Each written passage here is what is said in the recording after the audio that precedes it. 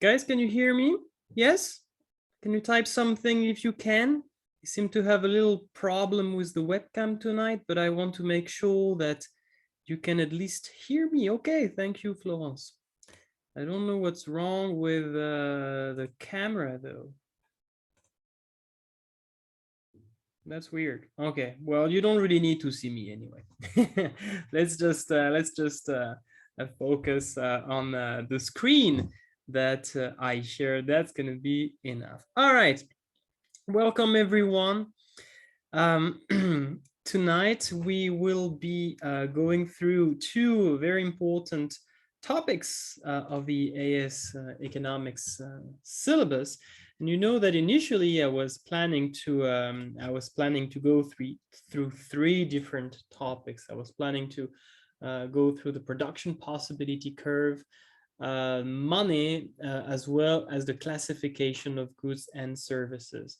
But then when I started to prepare the material to support the organization of this workshop, I just realized that this would be too much, that three topics would definitely be too much for one week. And on the other hand, I realized that what we had planned for next week, which is supply and demand, was a bit light. Yeah, supply and demand is rather straightforward. You don't really need my help on this. So of course I will share some teaching strategies for that, but it seemed pretty straightforward. So instead, in order to balance things out a bit, I've decided to move money to next week. So today we can focus on production possibility curves and the classification of goods and services. And next week, we will have a look at money and demand and supply.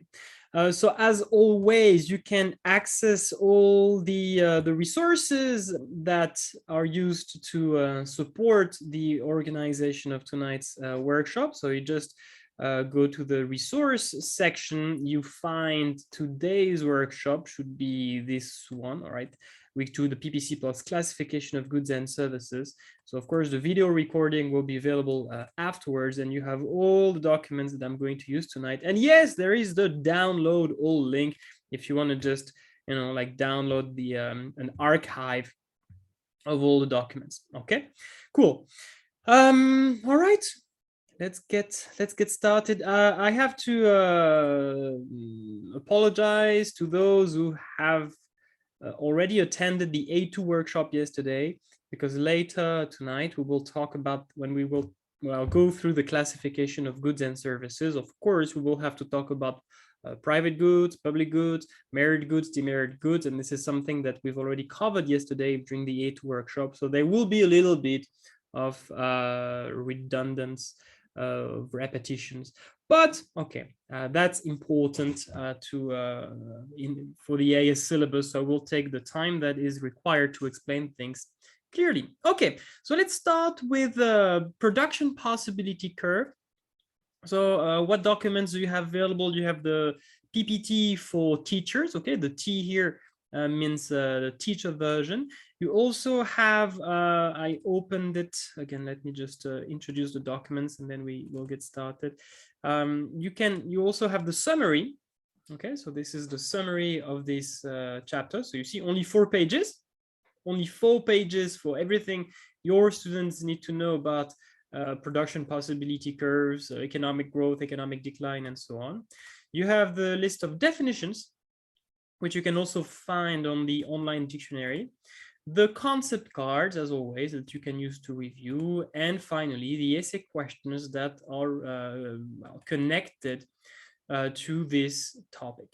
Okay, so that's, as always, a lot of resources, a lot of documents that you can use to support or to help you at least to prepare your lessons. Okay, so of course, if you have some questions, just you can type them in the chat box and then I will stop to answer them. So let's go with production possibility curves. All right, so I usually start with this opening activity It's not a very original example, but it works very well to illustrate what the production possibility curve is about is a way. So yeah, I take the example of Robinson Crusoe. You've probably heard about the book The Treasure Island by Robert Louis Stevenson, and one of the characters is Robinson Crusoe. He is just alone on a desert island, and well, there are some resources, of course, but here we assume that the only resources that he has is his own labor. So he has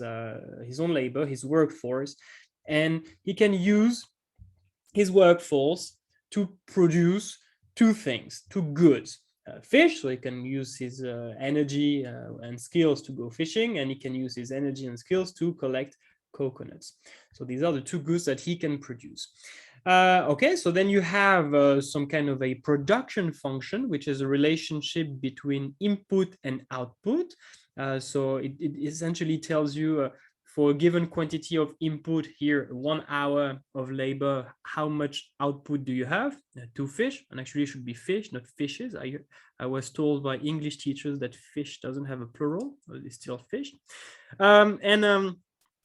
If instead he uses his time, his own workforce to collect coconuts, so if he climbs palm trees to collect coconuts, then he will be able to collect 4 coconuts per hour. Okay, so same thing. This is a production function, a relationship between input 1 hour and output 4 coconuts. Okay. And we have to determine what is the amount of resource available. Okay, so he has his own workforce, his own skills, but for how long? So here I assume that he can do that for 12 hours per day. Okay, the rest of the time we simply assume that he will sleep or do something else that is not productive. All right, and then I ask the students, all right, given this information, please fill, I ask all these questions. What's the maximum quantity of fish that he can catch in a day? Same thing for coconuts. And then I give several questions that are a bit more complex. If he has already caught 8 fish, what is the maximum amount of coconuts that he can collect before nightfall, before the end of the day? Is it possible for him to end up with this combination of coconuts and fish in a single day? If not, is this likely to happen someday, and why? And let's assume that he has finally that he ends up with this combination of fish and coconuts. Well, do you think he could have done better? And if so, what could be the reason for which he only has this combination and not more? All right, so you can ask your students to work in pairs, for example, or in groups. And what they can do is they can start filling this table. All right, so the first row is the number of hours devoted to catching fish. Okay, the fishing hours. So from 0 to 12. Remember that he can only he can only use his own labor for up to 12 hours. And of course, the last row is the opposite, okay? Which means that the sum of the two numbers within each column is always equal to 12, okay? 6 plus 6, 8 plus 4, 1 plus 11, and so on. So essentially, every column is a possible use of his resources. So there are several ways you can use his resource, so his own workforce, and depending on how he chooses to use his workforce, there will be a different output of fish and a different output of coconuts. We usually call that an output mix, okay? When you have a combination of several products or several outputs, we call that the output mix. And of course, it's relatively easy to fill this table given the information that was given before. So there is no problem with this. So that's one possible way we can represent his production function essentially.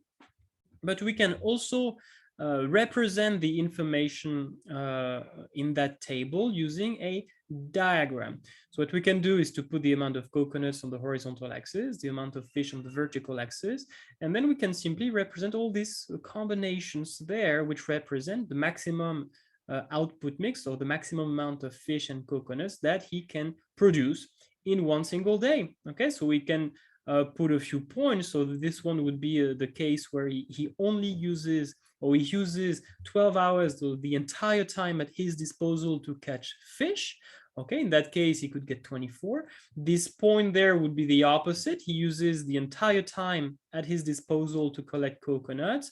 Okay, you could get 48 in that case. Okay, this is consistent with the information in this table, 48 and 24. And then we could have put some points in the middle. So for example, here, 8 fish and 32 coconuts. So in this case, clearly you would spend some time collecting coconuts and some time catching fish. And actually this point, or this combination C, is answering the question. Let me go back a bit. Third question. If he has already caught 8 fishes, what is the maximum amount of coconuts that he can collect before nightfall? Well, if we go back a bit, we see that he can catch 2 fishes, or 2 fish per hour. So 8 fish means 4 hours. So he has 8 hours left.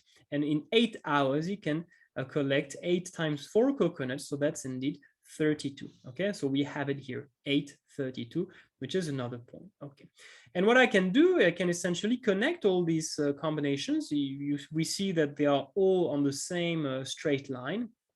And guess what? And then you can tell your students, hey, look at this line. This is what we call a production possibility curve, and which represent the maximum amount of 2 goods that someone can produce with a given amount of resources and for a given relationship between inputs and outputs. Okay, for a given production function, we sometimes also call that for a given state of technology. Okay, the state of technology is nothing else than the relationship between input and output. If you have a certain amount of input, how much output can you produce? Okay, so we have already answered the 3 first questions. Okay, well, let's see what we have then. Can he collect 32 coconuts and 12 fish in a single day? Well, you can simply calculate how much time it would take. For 32 coconuts, we need 8 hours, and for 12 fishes, we need 6 hours. So we would need 14 hours in it. And we only have 12. So this combination is actually not achievable, not attainable in a single day. If not, do you think he might be able to someday? Yes, it's possible someday. If he gets better at collecting coconuts, or if he gets better at catching fish, this is one possibility. Or simply if he has more time, okay, if instead of having 12 hours per day, maybe he could have 14 or 16, and in this case, this would be possible, okay? We can actually try to represent this output mix, this combination in the diagram, and we would see that this combination is actually above this line that we have drawn. So this is above our production possibility curve. And you can explain your students that any combination that is above this line here, they represent combinations of coconuts and fish that Robinson is unable to produce in a single day. And I think there is one last question that we have to answer. At the end of the day, he has caught 8 fishes and has collected 16 coconuts. Could he have done better? Well, let's just again try to calculate how much time is needed to produce this output mix. So 8 fishes, that's 4 hours. 16 coconuts, that's 4 hours as well. So actually, he could produce this output mixes in only 8 hours, but he has 12 hours available, which means that he has not used all the resources available. So yes, he could have done better. He could have produced more fish or more coconuts in a single day. What do you think might have happened? Well, maybe he did not use the 12 hours available. So maybe he slept a little bit instead of going fishing, or instead of collecting coconuts. Or maybe he was not as productive as he could be. Maybe he was feeling sick, so it took him more time to climb the palm tree. So essentially what this means is that the resources have not been used to their full potential. Can we represent this output mix in our diagram? Yes, so 8 and 16, this would be there, 8, 16. And what we see is that this combination of coconuts and fish is below the line that we have represented. And what you can tell your students is that any combination below this line, below this production possibility curve, is attainable, which means that we do have enough resources to produce this combination of goods and services. However, this is not the maximum output that we could have produced. We could have done better. We could produce more coconuts, for example, moving from point E to point C. Or we could have moved, for example, I don't know, like from point E, we could go up until we reach this point over there. All right. So point E is attainable, but we have not made a full use of the resources. And you see that we have not even defined very precisely the concept of PPC, but this opening activity has almost summarized everything you need to know, your students need to know about a production possibility curve. So once this is done, you can actually try to make things a bit more formal, to introduce things a bit more precisely, to give a clear definition, and to summarize the key lessons of the opening activity that we've just finished. Okay, so simple definition, a PPC, maximum potential output of a two-good economy. Okay, we only have two goods for a given set of resources. So here set means quantity. Okay, for a given quantity of resources and for a given state of technology. Again, I don't really like state of technology. Just remember that what it means really is the relationship between input and output. How much input do we need to produce a given quantity of output? We sometimes call that a production function. So we now have a clear definition. You should warn your students that in some books, they actually use different names for the PPC. Sometimes they call it the PPF, production possibility frontier, sometimes the production possibility boundary, or the production transformation curve. All right, so all these terms, they actually mean the same thing, but for Cambridge, they usually stick to PPC. Sometimes they use PPF. Okay. Right, then the opening activity made very clear. Any output that is on the PPC or below the PPC is attainable. But however, any combination or any output combination that is above the PPC is unattainable. We don't have enough resources to produce this combination. So you can summarize this idea here. Anything on or below is attainable. Anything above is unattainable. And you can ask 3 students, what can you tell me about point A? What can you tell me about point B? What can you tell me about point C? So they should tell you A is attainable, but we could do better. B is attainable and we could not do better. We have fully used the resources available, and point C is unattainable. Okay, so far I guess it should be quite easy. And what we see on that on this diagram is that if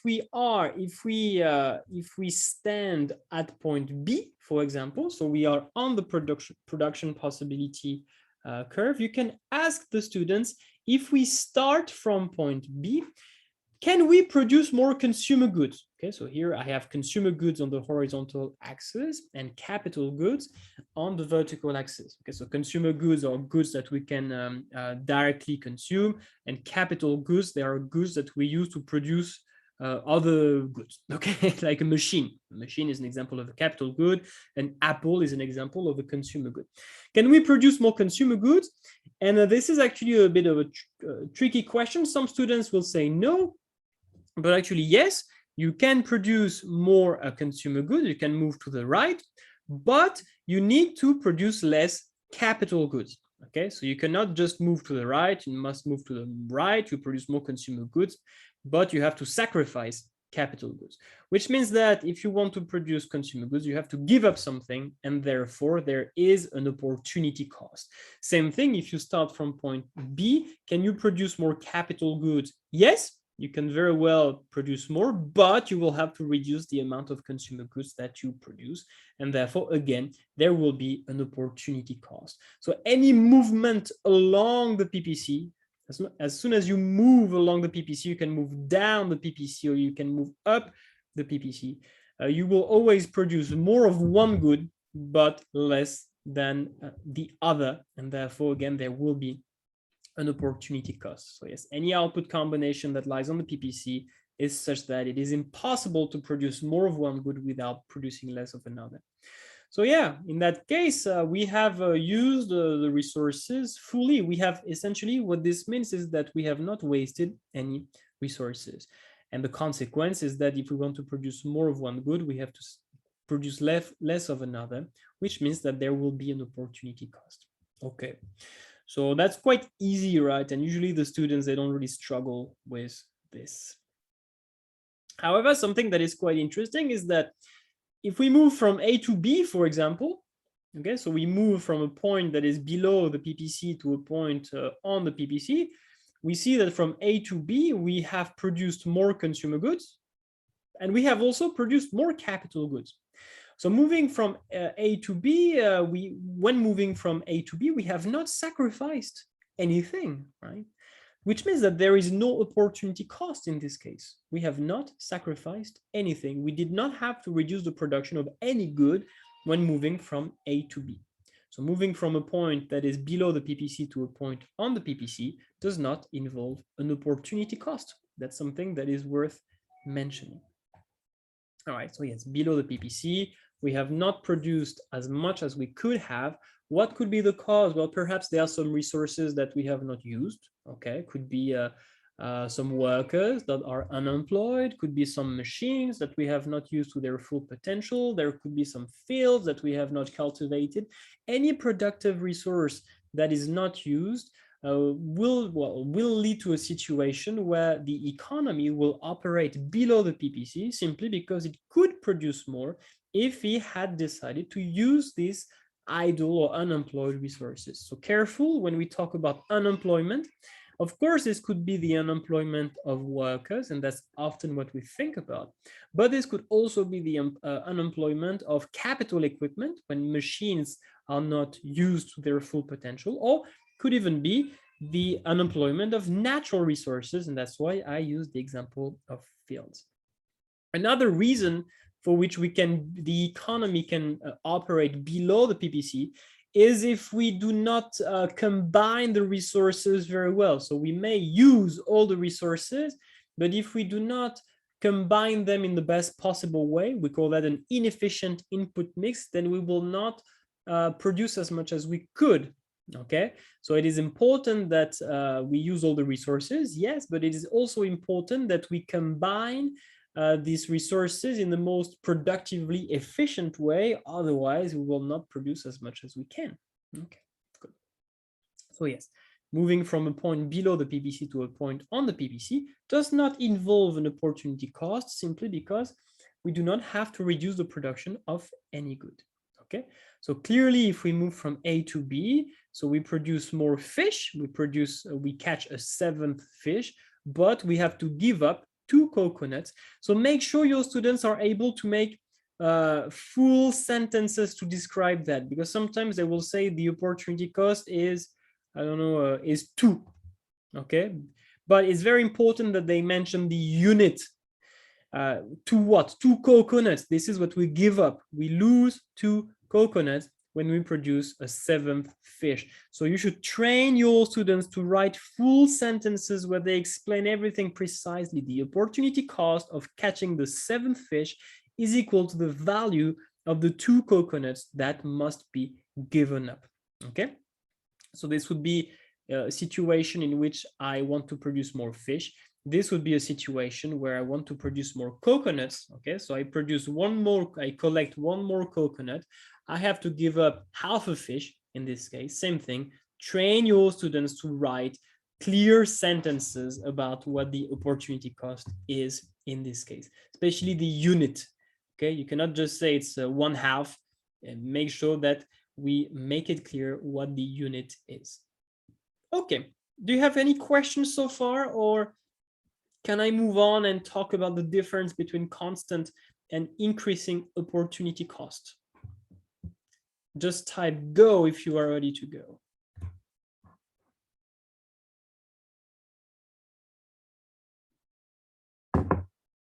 All right. So you know that there are 2 possible ways you can represent a production possibility curve. One is a straight line and one is a concave curve. So what is the difference? The difference is essentially the assumption we make about how the opportunity cost changes as we increase the output of a product. Do we have a constant opportunity cost? So it's essentially it costs you the same amount to produce each additional unit, or does it become increasingly costly to produce each additional unit? What I did so far is that I looked at a production possibility curve that was a straight line, which suggests that we had constant opportunity cost. So what is the definition? In a too good constant opportunity cost economy, the production of each additional unit of output requires an identical reduction in the production of good Y. Okay, so we have to sacrifice the exact same quantity of good Y to produce each additional unit of X. So we have an example here, and the consequence, graphically speaking, is that your PPC is a straight line. Okay, so if you see this example, if you look at this example, when moving from 24 to 25, we have coconuts, we have to give up half a fish. And again, when moving from 40 to 41 coconuts, we also have to give up half a fish. And I could start from the 0 coconuts to 48 coconuts. Every time I have to give up the same quantity of fish, which means that it does not become more and more costly to collect coconuts. Okay, so it's very convenient to make this assumption, because working with a PPC that is a straight line makes things considerably easier, especially when we will be talking about absolute and comparative advantages. I don't know if you have ever tried to talk about comparative advantages if you assume increasing opportunity cost, but that's a bit more complicated. So that's an assumption we make that keeps things simple. The problem, however, it's not very realistic. It's not realistic simply because in practice, it becomes more and more difficult to produce each additional unit of of output. And there are several examples that you can use to explain that. You can take the example of mineral resources, and I usually use this example to explain that. So this is a picture that shows the different or the various oil wells, how deep they are. And you see that, of course, there are some oil deposits that are very close to the surface. And then there are other oil deposits that are much deeper. Okay, so you see, they are much deeper. And as you can imagine, the deeper they are, the more difficult it is to extract, to access the oil, to drill, to access the oil, and to be able to extract it. So the idea is that at first, if you want to extract oil, you will go for the deposits that are the closest to the ground, because it's just easier. It's easier, it is cheaper. So you will start extracting, for example, oil from these deposits, assuming, of course, you know the existence of all of them. Which means that at first, it's very easy and very cheap to produce oil. You do not have to use a lot of resources, and therefore the opportunity cost is going to be very small. Once you have used, or once you have extracted all the oil from that deposit, you will go for the next one, that is the second best deposit in terms of how shallow it is, how close it is to the surface. But it's a bit deeper, so it's going to be more complicated, more costly. So you see that the cost of production is going to increase. You will have to use more resources. So the opportunity cost will be higher. And then again, you will go to the next one and to the next one, and you will drill deeper and deeper, and you will end up having to dig very deeply to access all deposits once you have exhausted all the other ones. So that's the idea. When I mean it becomes more and more complicated to produce each additional unit of output. You can also use this example So this is Robinson with the coconuts, all right? So we have coconuts on the ground, we have 6 coconuts on the ground, then we have 3 coconuts on the small palm tree, and then we have 3 coconuts on the bigger palm tree.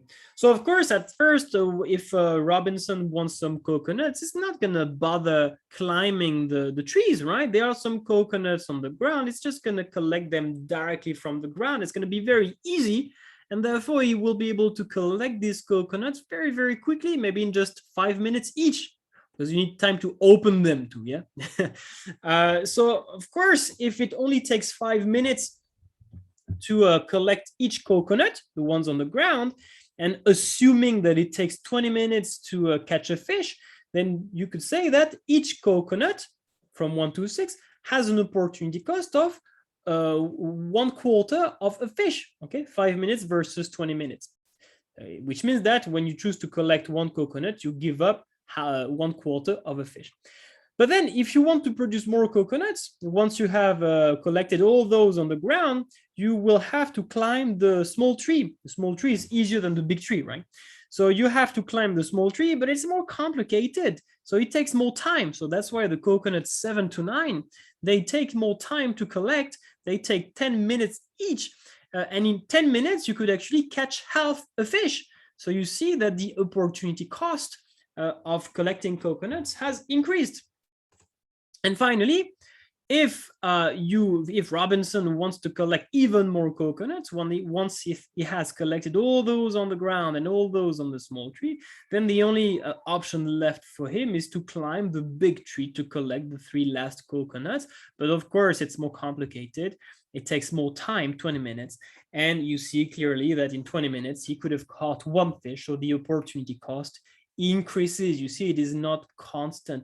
And yes, in practice, it is often true. It is more realistic to assume that it becomes more and more complicated to produce each additional unit. You have to use more and more resources, and therefore there is an increasingly larger opportunity cost. And there is another reason, actually.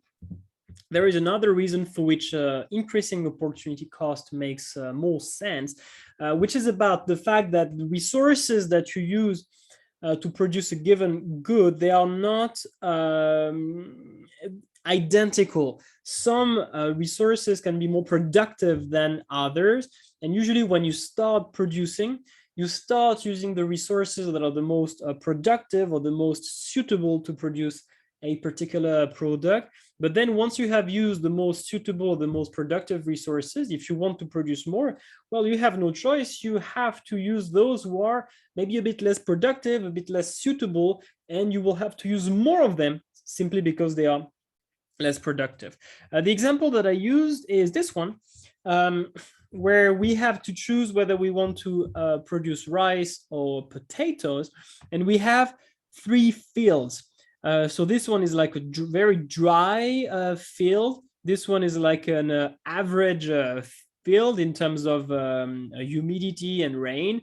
And this one is, let's say, a field in a very humid area. And I'm not very good at, I don't know much about what's good to produce rice, but I believe that we need to have, well, it's better to grow rice in very humid areas.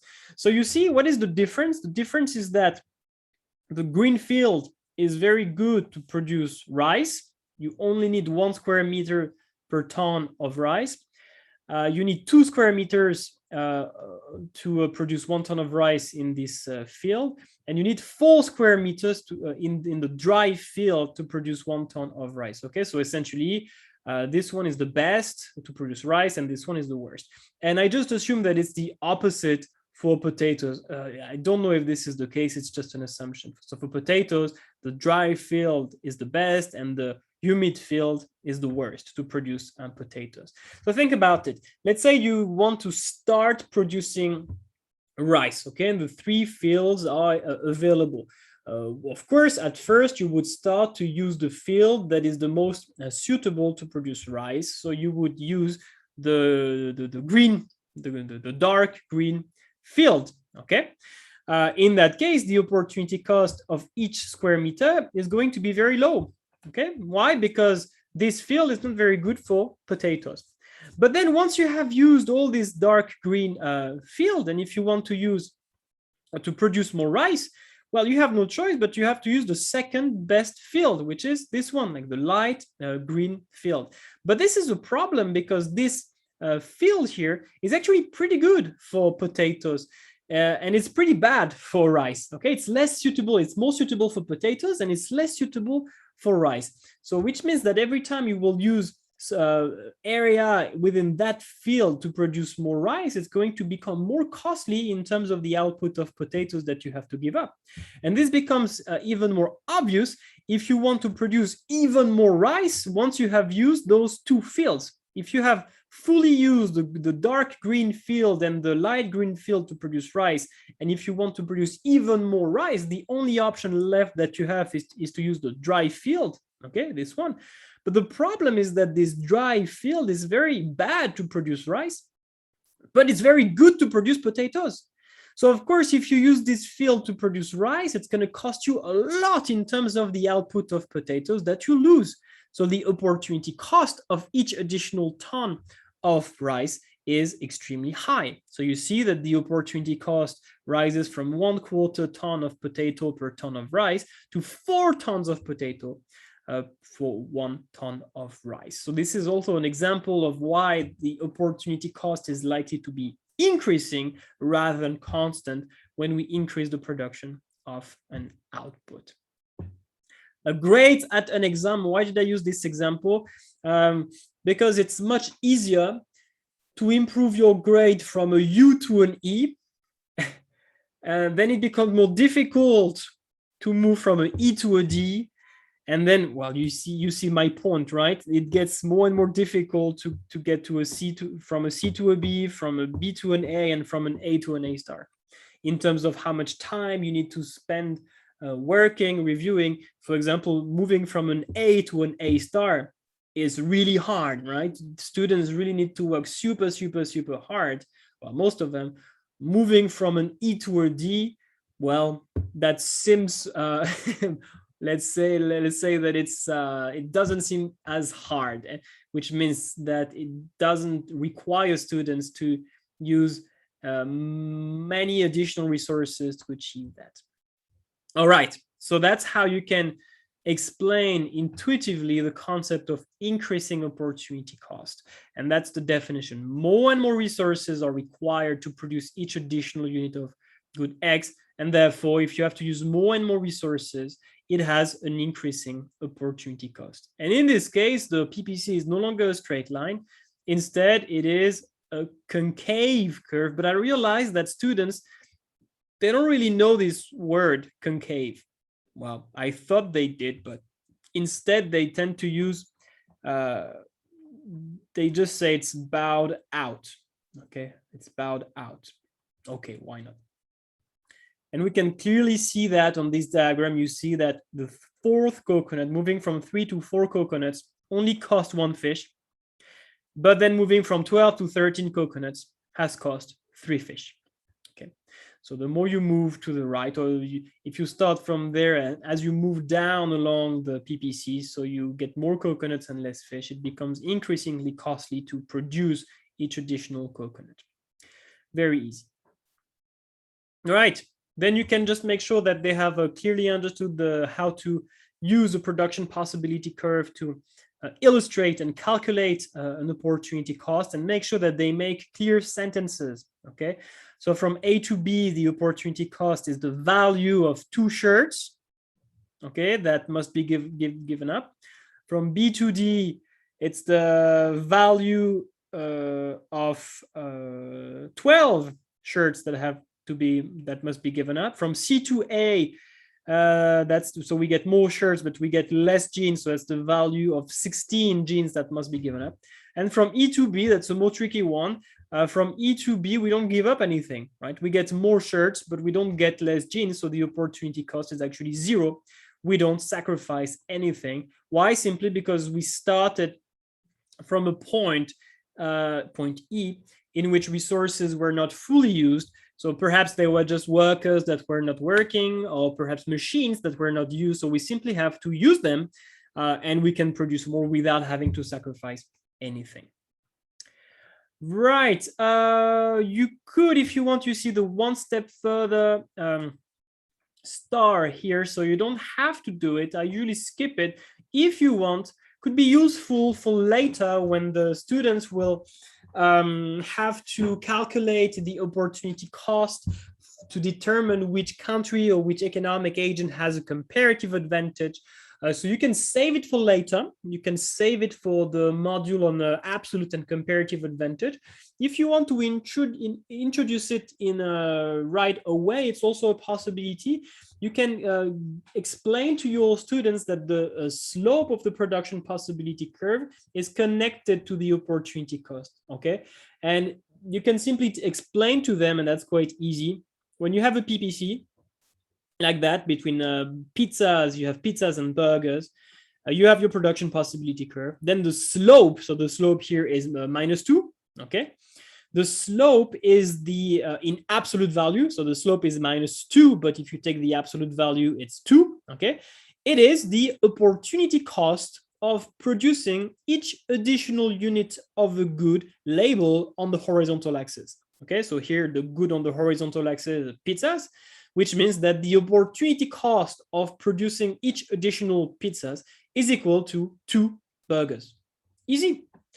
And if we want to have the opportunity cost of each additional burgers, it's just the inverse, okay? So the inverse of the absolute value of the slope is 1/2, which means that the opportunity cost of producing each additional burger is equal to half a pizza. So for those who are, for the students who are, I don't know, so for some of them, to some of them, it's going to make more sense, and it's going to be very easy then. Once they see the PPC, they just remember that, and in 2 seconds, they will be able to determine the opportunity cost of each good, and they're going to save time, especially when they have to determine who has a comparative advantage. All right. So for example, if we talk about comparative advantage, so you compare two production possibility curves, the one that is the flattest will be the one that will be the country that has a comparative advantage in the production of the good on the horizontal axis. You know, very, very easy if you just remember that the slope is the opportunity cost of the good labeled on the horizontal axis. Okay, shall we move on? We only have 2 things to do left. We must talk about economic growth and economic decline. And we have to talk about the trade-off between consumption and investment. Are we ready to move on? Yeah, okay. Right, economic growth is actually something that is a bit annoying. It's a bit annoying because you know that there are 2 types of economic growth. There is what we call actual economic growth, and there is something which is an increase in real GDP. We actually produce more goods and services, and there is something that we call potential economic growth, which means we can produce more. So it's always a bit annoying when if you just hear economic growth, because you don't really know which well, whether we are talking about actual or potential economic growth. But in when we talk about the production possibility curve and economic growth, we mostly talk about potential economic growth, right? And what does it mean? It simply means that the economy has the potential to produce more. The economy can produce more goods and services. How do we represent it? It's very easy. This is an outward shift of the PPC. Yes, could be that the PPC that this could be a parallel shift where you can increase the production of both goods or both types of goods. But this may also be a unilateral shift, a pivot shift, where you only have an increase in the productive potential of one good or one type of good. I'll show you the different cases, but usually we represent a bilateral shift, a parallel shift of the PPC. And about the causes, it's quite easy because there are only 2 factors or 2 reasons for which an economy can benefit from an increase in its productive potential. It's either more resources or better resources. Easy. More resources means an increase in the quantity. Better resources simply means an increase in the productivity. Sometimes we say an increase in the quality. I don't really like quality. It's better to say productivity. And actually, in my summary, it's easy. Boom. I just summarized that. So you see, for the what can lead to economic growth. So what I did is that I looked at the two main reasons: more resources or better resources, or higher quality or higher productivity. And then what I did is that I actually separated or distinguished the factors of production. Land, I put labor and enterprise together because entrepreneurs, they are people, and capital. And I just summarize the main reasons for which each factor of production can increase in quantity or can increase in productivity. Okay, so for example, for land, this could be new deposits that are discovered or exploited, but this could also be territorial gains, just wars. There are many wars that were motivated by the need or the intention to control more natural resources. Okay, I think we sometimes call that the wars of expansion. Yeah, where you want to expand your territory to control more natural resources. It's a terrible way to get more resources, but it's a damn effective one, unfortunately. How can we get more labor? So this could be a positive rate of natural increase when you have an increase in the birth rate or a decrease in the death rate, for example. Or it could be a positive rate of net migration, simply when you have more people coming into your country than people leaving your country. How can we have more capital equipment? Well, through positive net investment. So it's important to realize that the difference between gross investment and net investment. The difference is what we call depreciation. Okay, machines, they depreciate over time, they lose value over time. So if we want to really increase the amount of capital that we have, we need to buy more machines than the number of machines who have depreciated. Okay, let's say you have 100 machines, but every year you have 10 machines that become too old, so you must change them. Okay, so you lose 10 machines per year. Well, if you only buy 5 new machines per year, that's not going to be sufficient. Okay, and the overall amount of machines that you have will actually decrease over time. So you would have a positive gross investment because you buy new machines, but you would actually have a negative net investment because what you buy is not enough to replace the machines who have depreciated. We say that you have a positive net investment if the amount of, or the quantity or the number of new machines that you buy is more than the number of machines that are too old to be used. Okay, so if you buy, for example, 20 new machines and you only have 10 machines that are too old, so you cannot use them anymore, then yes, in this case, you have a positive net investment, so you can actually increase your productive potential. Okay, so this is the key things about how you can increase the quantity of resources.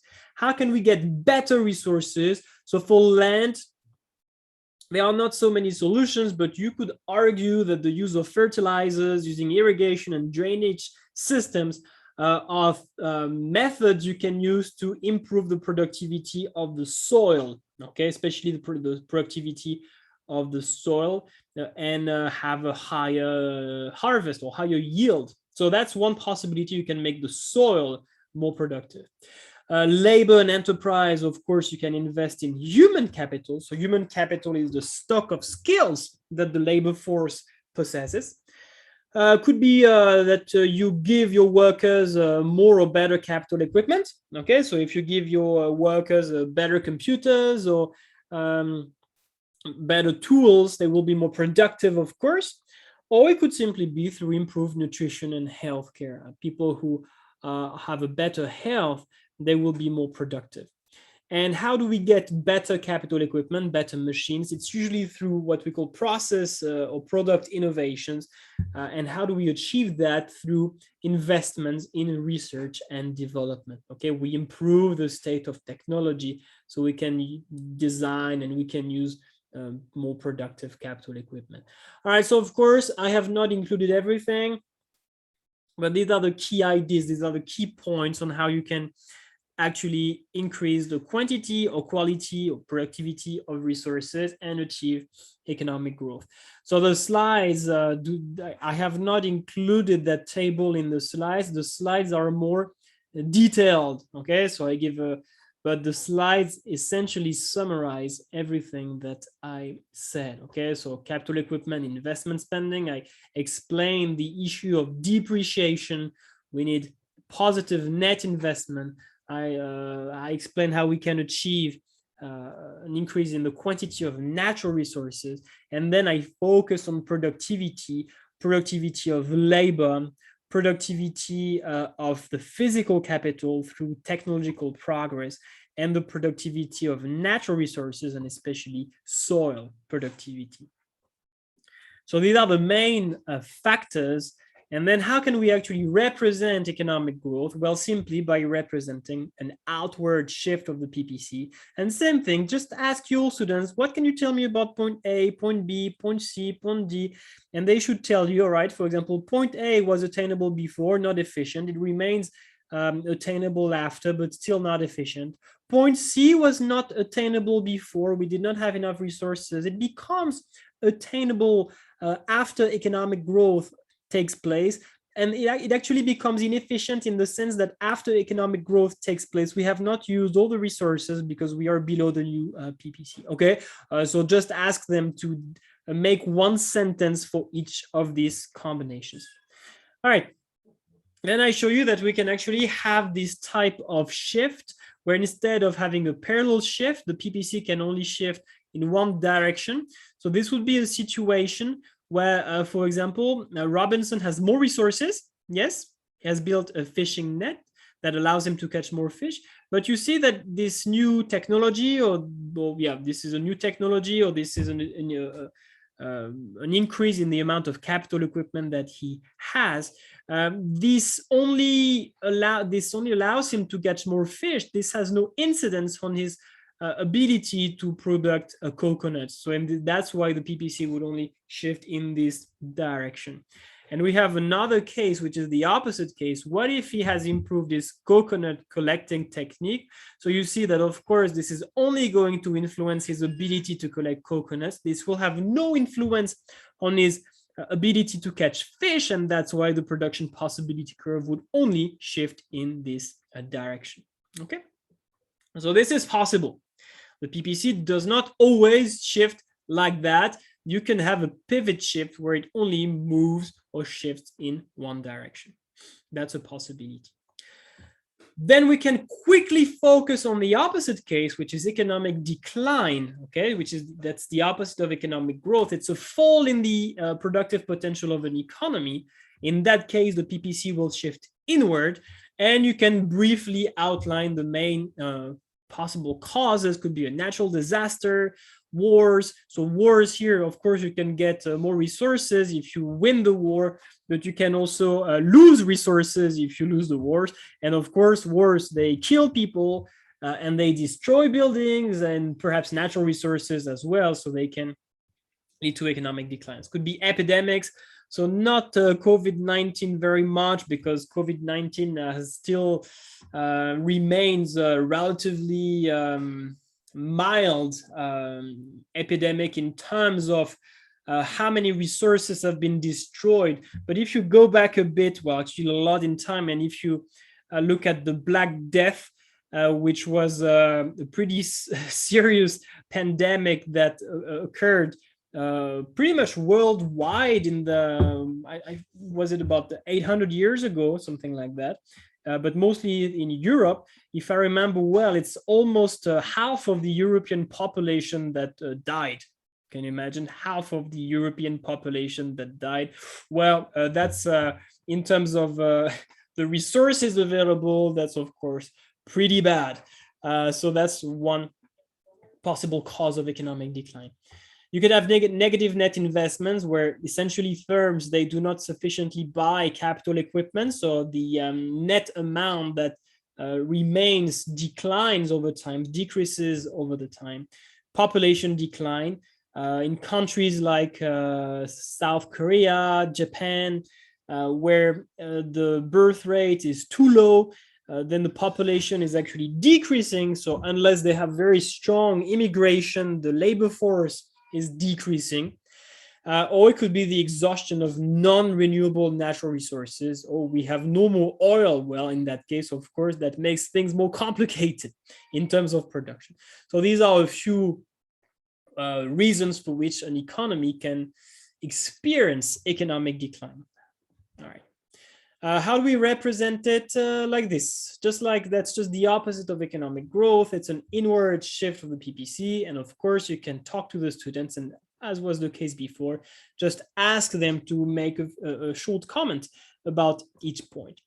Something that is very, very, very important. An increase in unemployment, or a change in unemployment does not shift the PPC. Okay, I repeat, because your students must know that a change in unemployment does not shift the PPC. Okay. So an increase in unemployment does not shift it inward, and a decrease in unemployment does not shift it outward. Okay. Remember, the PPC shows you how much you can produce. It doesn't show you how much you actually produce. Okay. It shows you how much you can produce if you use all the resources. So if you do not use all the resources, okay. So for example, and if you use less resources than before, an increase in unemployment, then the only thing that's going to happen is that you are going to move away from the PPC. Okay, you're going to move perhaps from a point on the PPC where you use all the resources to a point inside the PPC where some workers are unemployed. All right, but because these workers, well, when you become unemployed, you are still alive and you still have your productive potential, you still have a workforce even if you do not use it. So this does not have any influence on how much the economy can produce. Think about it. If I lose my job tonight, well, this does not affect my productive potential. Even if I do not use my productive potential, I still have it. Okay, so that's why a change in unemployment does not shift the PPC. It could be the unemployment of workers, or it could be the unemployment of machines. Okay, that's very important to keep this in mind. Could be for workers, for a machine, or it could even be for a field. If you leave a field fallow, which means if you don't grow any crops on it, still this field has a productive potential, and therefore this has no influence on the production possibility curve. Okay, so as I explained, an increase in unemployment would simply be represented by a movement away from the PPC. We effectively produce less goods and services, but no influence on the productive potential. And of course, the opposite, if unemployment decreases, again, this does not mean that the PPC is going to shift outwards. We are simply going to move from an output mix that is inside the PPC to another output mix that is closer or on the production possibility curve. Okay. Of course, there is still, you could mention that if you want to go one step further, if people remain unemployed for a very long time, they may lose their skills. Okay, that's the problem of long-term unemployment. And if they become de-skilled, of course, in that case, it's going to reduce their productive potential. And therefore, in this case, the PPC would actually shift inward. Same thing for a machine. If you don't use a machine for a very, very long time, perhaps it will not be possible to use it again in the future. So in this case, it will lose its productive potential in the long run. And in that case, the long run unemployment could lead to an inward shift of the PPC. But this is only true in the long run. In the short run, a change in unemployment has no effect on the economy's productive potential and therefore does not shift the production possibility curve. All right. Okay, any questions? We have one last thing to do, the trade-off between consumption and investment, and then we will be able to move to the second part of today's presentation about the classification of goods and services. Any questions so far?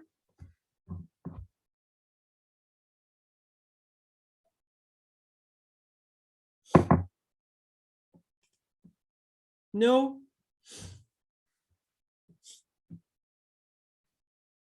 Okay. So let's finish on consumption versus investment. So first, let's just give some definitions. What is consumption? What is investment? And if we want to understand consumption and investment, we must define consumer goods and capital goods. You could actually do it earlier because I have used these to label my axis. So you could move it, you could move this slide earlier if you want. Consumer goods, goods that are purchased by household for their own consumption. Okay. Spending on consumer goods is consumption. Capital goods, man-made goods that are used in the manufacturing process, machines, tools, office buildings, vehicles, and so on. Okay.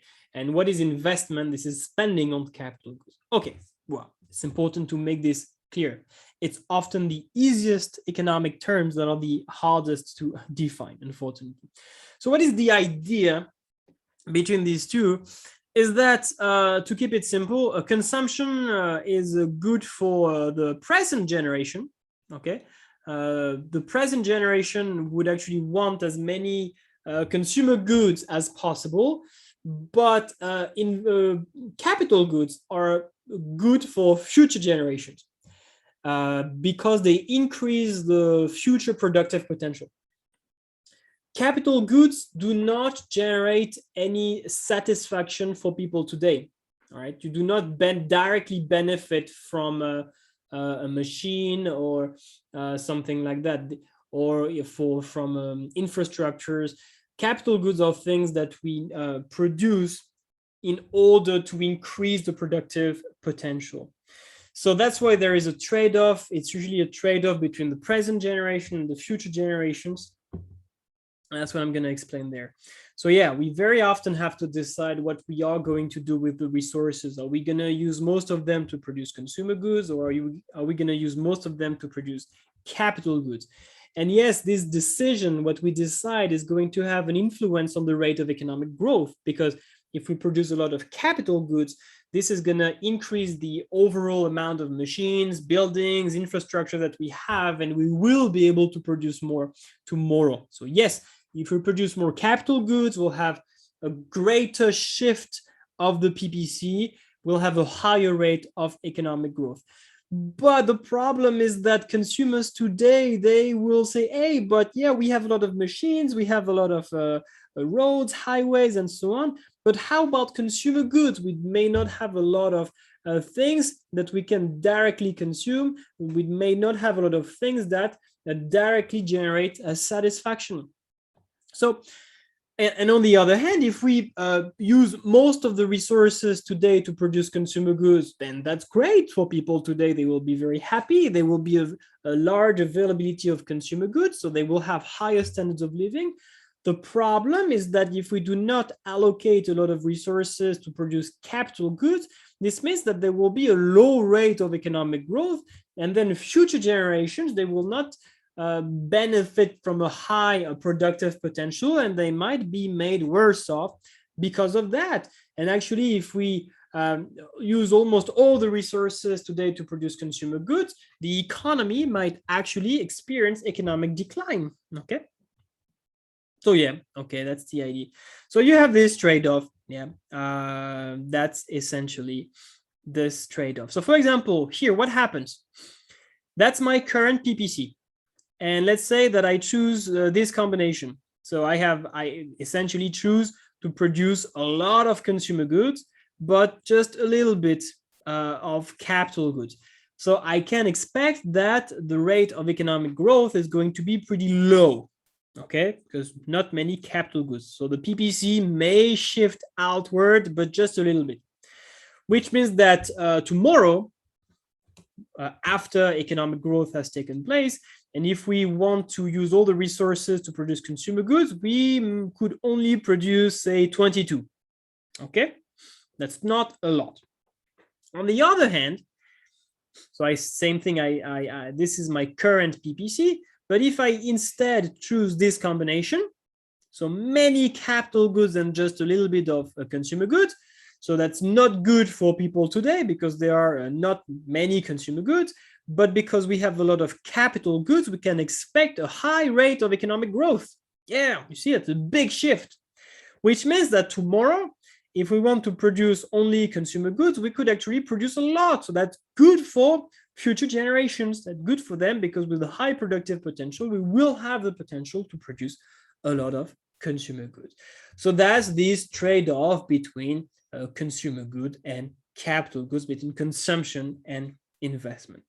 It is a bit beyond the AS syllabus, but I felt like this was interesting mentioning it.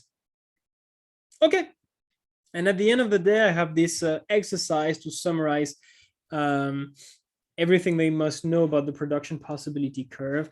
I just give them some situations.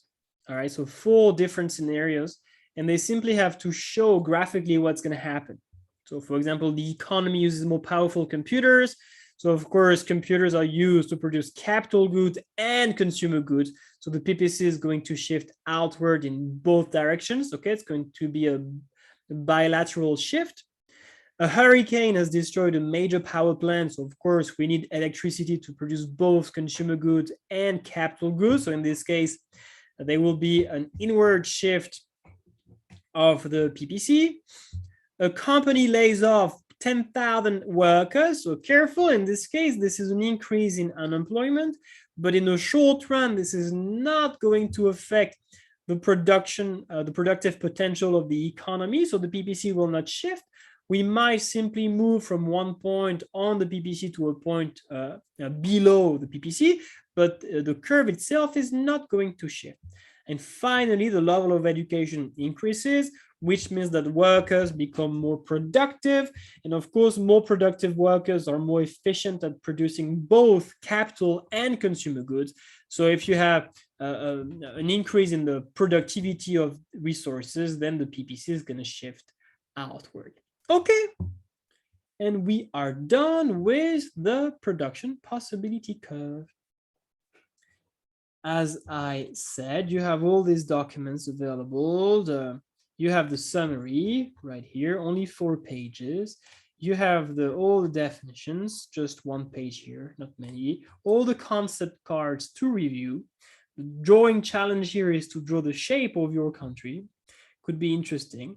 And finally, the essay questions that, sorry, I didn't see it. The essay questions, the concept cards, the definitions, and here the summary. Okay. Questions? So it's always interesting because I think 25 of you guys registered for tonight's workshop, but it's only 7 who are actually here. 6 because without me.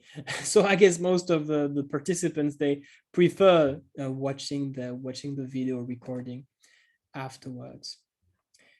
Any questions about production possibility curves before we talk about the classifications of goods and services? No remarks, no questions, nothing? Too easy?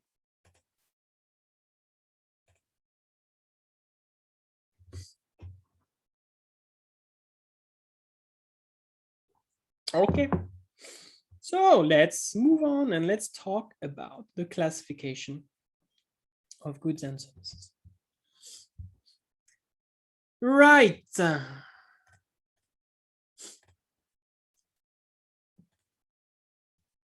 Okay. So yeah, in economics, there are many different types of goods. So what do we have? And we are, in this module, we are only going to talk about those who are underlined here. So economic versus free goods, consumer versus capital goods, but we've already said that. So this is just reminders. And we will mostly focus on public versus private good, merit versus demerit good. And we will outline the reason for which it can make the market fail. So of course, in AS, the students, they don't know much about market failure, simply because if you really want to understand what a market failure is, first you need to know what efficiency is, okay? Because the market failure is when you fail to achieve efficiency. especially allocative efficiency. So it's always a bit difficult to talk about market failures in AS because they don't really know what economic efficiency is. So still, you can explain, you can give the intuition, especially when we look at public goods, when we talk about merit and demerit goods, you can explain to them that sometimes the price mechanism, the market does not do a good job. And this is all the more complicated to explain why these goods can create some problems because in this chapter, they have not yet studied supply and demand. So, for example, the diagrams about merit and demerit goods, I suggest you show them the diagrams later after they have studied supply and demand. Okay, otherwise it's just going to be very confusing. So the diagrams are included in this PPT, but what I usually do is I skip them and I go back to these diagrams after we have introduced supply and demand. Otherwise, it just doesn't make sense. So I think you know all that. Yeah, the ones that are underlined. Then, of course, I just give other examples, but we're not going to talk about that. Normal versus inferior goods. We talk about that in the next chapter. Necessities versus luxuries. We also talk about that later. Intermediate versus final goods. Yes, durable versus non-durable. Tangible versus intangible. Ordinary versus different goods in A2. And then search goods, experience goods, and credence goods. Well, I usually don't talk about that because this is not tested. I can just tell you what this is if you are curious. Which one? So durable good is something you can use like on a long period of time, like a car or television. A non-durable good is something that you consume, let's say, in just once, like an apple, for example. Tangible is something you can touch, like I don't know, a mug. Intangible is something that is like a software, is something that, or just a patent, something that you cannot actually touch. Could be an information good, for example. Ordinary versus different, we see that in A2. The search good is a good whose benefits can be known by making research in advance. Okay, so essentially you know what to expect before you consume the good. An experience good is something that you consume, but when you choose to consume something, you do not know yet how good or bad it is. It is only after you have experienced consuming the product that you know how good or bad it is. So, for example, when you go to the restaurant for the first time, before you order something, you don't know if it's going to be tasty or not. It's only after you have consumed it that you know if it's good or bad. We call that an experience good. And a credence good is a good that you consume, but even after you have consumed it, you don't really know if it's good. Just like a medication. Okay, let's say you buy a medication and then you feel better, but you don't really know if you feel better because of the medication or simply because your immune system has helped you to feel better. And so there are some goods for which it's very difficult for you to assess how good the product actually is. But of course, this is not tested in the syllabus, but I feel like it's interesting to make a list of all the, maybe not all the possible goods that we may encounter in economics, but most of them. Okay. So let's start with free versus economic goods, even though this is not very often tested. Okay, this is tested for IGCSE, but for AS, I don't really remember many questions about that, if any. Have you guys ever encountered some MCQs, for example, about free goods or economic goods? I don't really remember any. In IGCSE, yes, definitely. But AS, I am not sure. So if you feel like this is not useful, you may choose to skip it. But usually it's only 2 slides, so I do it relatively quickly. So the economic good is something useful, okay? Otherwise, we would not call that a good. Something useful. So it could be useful because we can use it to produce. So this would be a resource in that case. Yes, an economic good can be a resource. Or this could be something useful because you can consume it, okay? So it could be useful, a final product for consumption. So something useful and scarce. So scarce, not available in sufficient quantity. If you want a precise definition of an economic good, it's a good that is such that if it was made available for free, so if it was sold at zero price, then there would not be enough for everyone. So the quantity demanded would be larger than the quantity supplied. Essentially, there would be a shortage at a price of zero. But again, they have not yet studied supply and demand. So that's why I wrote see next chapter. So I usually go back to this after I have talked about supply and demand. So that's a definition. If the price was zero, the demand would be larger than supply, essentially. And when you think about it, almost everything is an economic good. Could be resources like gold or doctors. These are resources that are not available in sufficient quantity. Of course, if the price of gold was zero, of course, there would be more people or more, the quantity demanded would be much, much, much larger than the quantity supplied at a price of zero, quantity available. Same thing for doctors, croissant, wine. So all of this, everything that is essentially is a scarce resource or uses scarce resources is an economic good. And because we don't have enough of scarce resources or products that use scarce resources, this means that once we use an economic good, either in a production process or in a consumption process, there is an opportunity cost. We could have used this scarce resource to produce something else, or if you consume a product that is scarce, somebody else could have consumed it. So of course, there is an opportunity cost in both cases.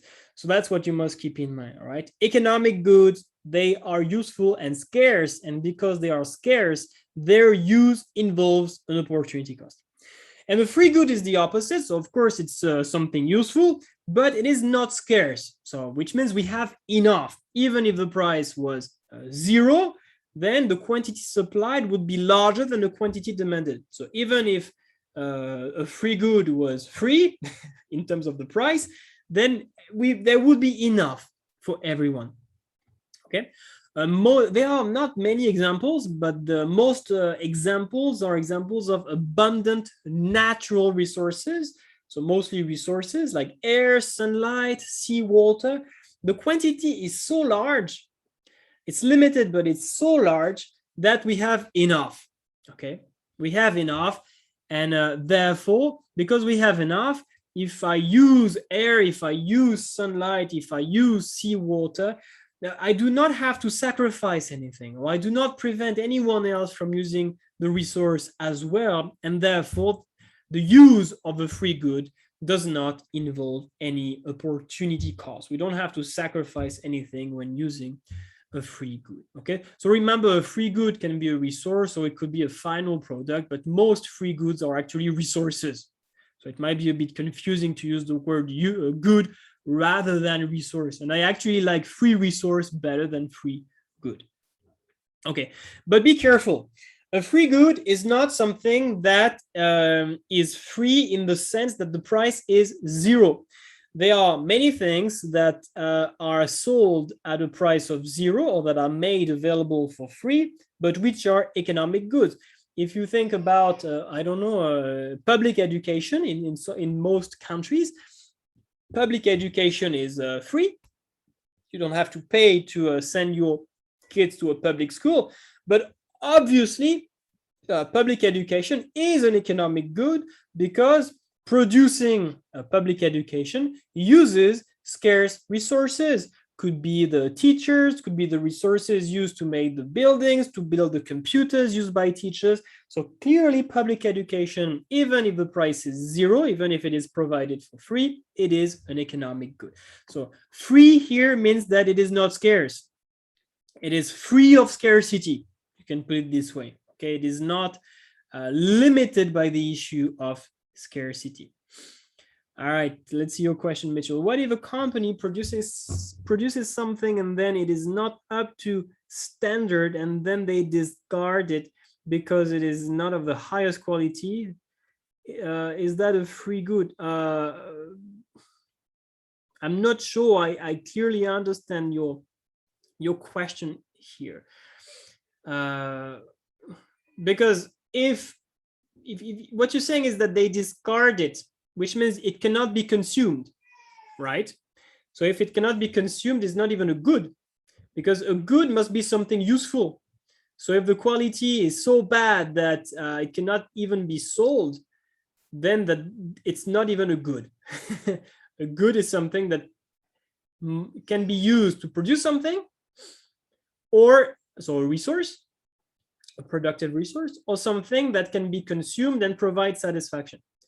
So let's say you are a company that produces paint, and there is a problem in your production process, and the paint is not up to standards, and therefore you cannot sell it, then we would not even consider the output a good in this case. At least that's the first thing that comes to my mind when reading the question. Remember, it must be something useful. If the quality is too bad, it's too low, this is not even something useful.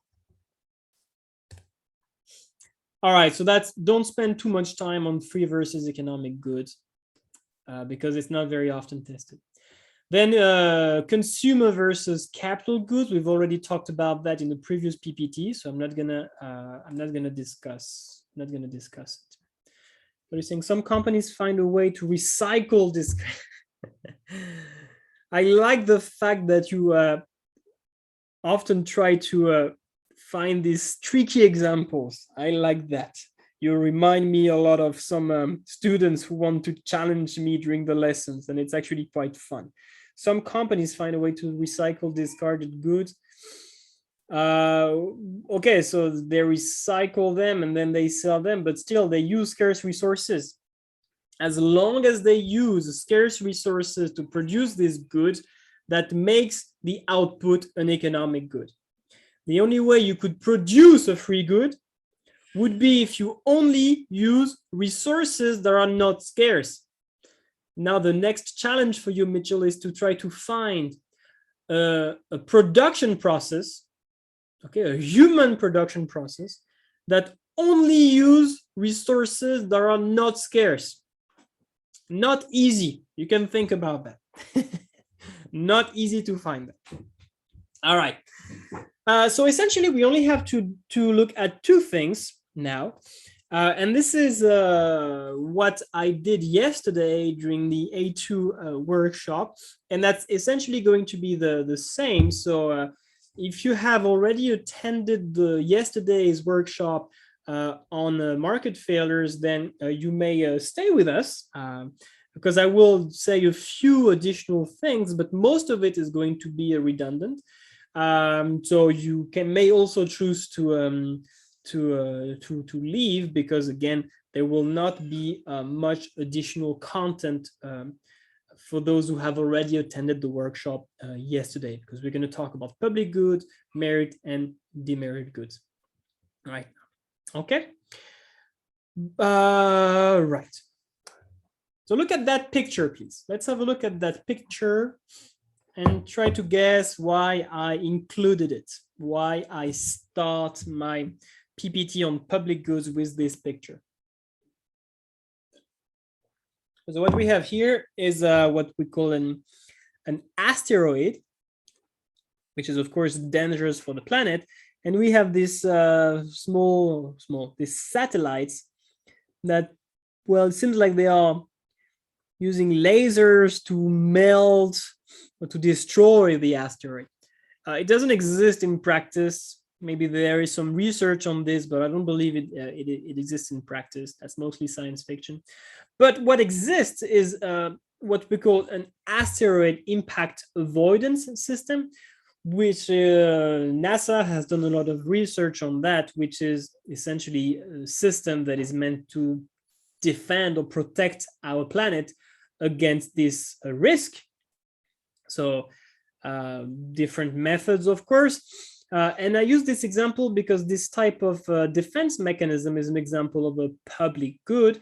So you don't know yet what a public good is, but you can just tell your students, hey, look, even if there are some people on the planet who have not paid for that to finance this defense mechanism, well, they still benefit from it, okay? And we will see later that we call that non-excludable. You have not paid for something, but you can still enjoy it. And you can also explain to them, hey, look, but even if I benefit from that defense mechanism, the fact that I benefit from it does not prevent anyone else on the planet to benefit from it as well. So we are not in competition for this defense mechanism. Okay, we can all enjoy it, and we'll see later that this is something that we call non-rivalry. Okay, we are not competing for the product. We can all benefit or consume it at the same time. And those two characteristics, non-excludability, even if I don't pay for it, I can still enjoy it. And we are not competing for the use of the product. We can all enjoy it at the same time, non-rivalry. They are the two key characteristics that define what a public good is. Why do I use this example? Because you know that most students, they use the example of street light and national defense, and it's okay, but it's just boring. You should encourage your students to use examples that are a bit more original, that are stand out of the ordinary, so it's going to catch the attention of the examiner. So that's why I always try to give the typical examples, but I also try to give examples that are a bit more original. So when the examiner reads your essay, they say, hey, that's interesting. I never really saw this example before. Okay, so let's get started with public goods. We must start with the properties, the two key characteristics of public goods. So we must understand what rivalry and excludability is about. Rivalry, we say that a good is rival if consumption by one reduces availability to others. In that case, we are competing. It's like if you have a given stock or given quantity of a product, and if I use or if I consume one unit, then this unit is no longer available for anyone else. So of course we are competing, we are rivals. We have to fight for it essentially. If I eat an apple, this apple is no longer available for anyone else. So apples are clearly, or any food is rival, okay? The opposite would be non-rival. When you consume something, but it does not reduce the availability to others, it does not prevent anyone else to consume the same product at the same time.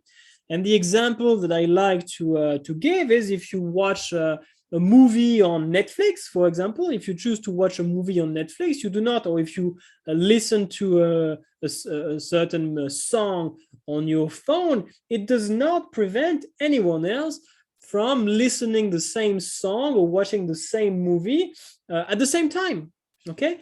So in that case, there is no competition between consumers. They don't have to fight for a limited stock of a resource or a stock of a product. We say that the good is non-rival. So that's about rivalry. Non-excludability is different. It's about whether or not you can enjoy or you can consume a product even if you have not paid for it. A good is excludable if you must pay to consume it. If you have not paid for it, then the seller can tell you, guess what? You can't have it. So suppliers can prevent non-payers from consuming it. So for example, tonight's workshop is excludable because I can prevent those who have not paid from accessing this workshop. Okay, so tonight's event is an excludable good. Non-excludable, it's about the idea that the seller has no way, it is impossible for the seller to prevent those who have not paid from consuming the good. Once it's there, once the good is made available, everybody can have it, whether or not they have paid for it or not. All right. So think about it. There is one question you can ask your students, because many of them, they make a mistake. You can ask them, if a good or service is provided for free, does that mean that the good is non-excludable? So again, let's take the example of a workshop. Okay, let's say that tonight's workshop is free. Let's just assume. Does it mean that the workshop is non-excludable? No. What matters is not whether or not something is free. What matters is whether or not you can prevent those who have not paid from using it. So same thing for public education. If public education is free, it does not mean that public education is non-excludable. If we wanted to, we could ask people to pay. We could ask parents to pay to sign up their kids in a public school. Even if we don't actually do it, we could, and therefore that makes public education excludable. All right. So then once we have a good understanding of these two properties, rivalry, excludability, non-rivalry, non-excludability, we can classify good on the basis of these characteristics. So there are 4 possible combinations because there are 2 characteristics, but we will mostly focus on 2. We'll mostly focus on what we call private goods and public goods. A private good is simply a good that is excludable and rival in consumption. And a public good is the opposite, a good that is non-excludable and non-rival in consumption. And then we have these goods that are halfway between a private good and a public good. We sometimes call them quasi-public goods because they only have one characteristic of a public good, but not the other. We have 2 cases. If a good is non-excludable but rival, we call that a common resource. But if a good is excludable and non-rival, we call that a club good, or sometimes an artificially scarce good. And an important remark, something that you have to remind your students, is that a public good is not defined as a good provided by the government. It is true that in practice, public goods are often provided by the government. Yes, not all of them. And you can try to give me examples of public goods that are not provided by the government. There are some examples, not many, but there are some. But this is not how we define a public good. You should define public goods by its characteristics: non-rival, non-excludable. Some books will add a third characteristic, which is non-rejectability, which essentially means that everyone must consume it, even if they don't want to. They don't have the choice. It's like if you force people to consume public goods. I don't usually tell this to my students, and I usually focus on non-rivalry and non-excludability, but in some books they have that, so I have added this slide if you want to use it, if you prefer defining a public good as a good that is non-rival, non-excludable, and non-rejectable, feel free to do so. But personally, I just focus on the 2 first characteristics. And then once we have that, what you can do is to build this type of matrix where you put the characteristics and the 4 possible combinations, so the 4 types of goods. But again, you should focus on private and public goods. Okay, club goods and common resources, they are outside the scope of the AS syllabus. So ask your students to give examples of private goods, but of course that's not very complicated. 99% of goods and services are private goods, but make sure that your students explain why a shoe, a book, ice creams, laptops, why they can actually be regarded as private goods. It is not enough to say, yes, they are private good. Or the mistake that many of them do is that when they write an essay, they will give the definition of a private good, and then they will simply write, for example, shoes, or for example, laptops, without explaining why these are indeed examples of private goods. And trust me, they will not gain any application marks for that.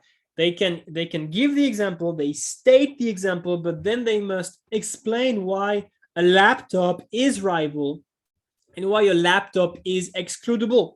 Okay, otherwise it makes no sense. So finding examples of private goods is not complicated. Finding examples of public goods, of course, is a bit more difficult. There are fewer examples. So these are the typical examples that you can give. So yes, street light. Again, they should explain why street light is non-rival and why street light is non-excludable. Otherwise, it makes no sense. I have added public sewer systems, national defense, but I actually like the two examples better. A clock, and actually I give the example of Big Ben in London. Big Ben in London, the clock of Big Ben is a public good. It is clearly non-rival. If I look at what time it is on the clock, it doesn't prevent anyone else from doing the same thing at the same time.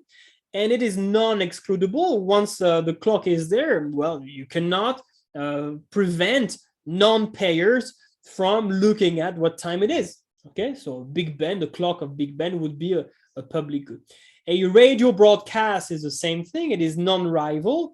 If you listen the radio broadcast, it doesn't prevent anyone else from listening the same radio broadcast at the same time.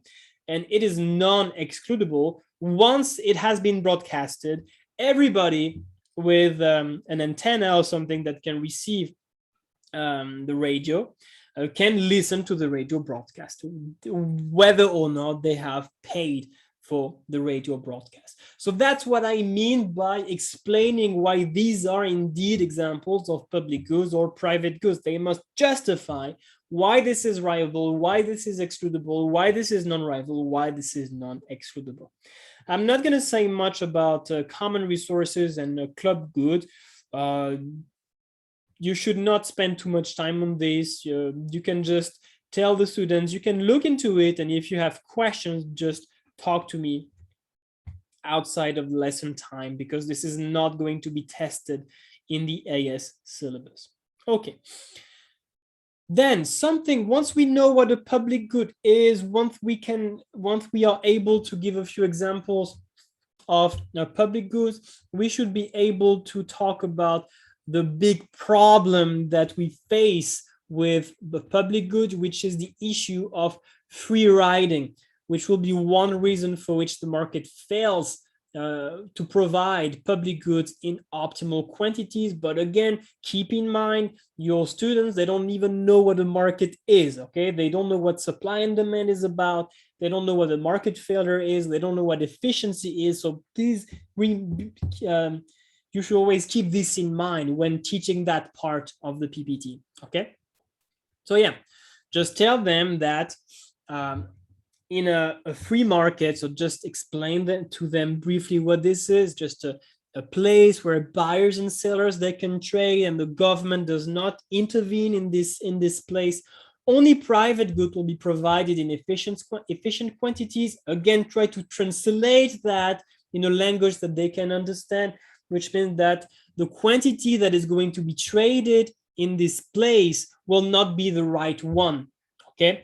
And in particular, you can tell them there will not be enough public goods traded in this market. And then you can explain why. All right, because there is something that we call the free rider problem. What is the idea? Well, we said that public goods are non-excludable, which means that you can consume it even if you don't pay for it, okay? So you have no incentive to pay for your own consumption.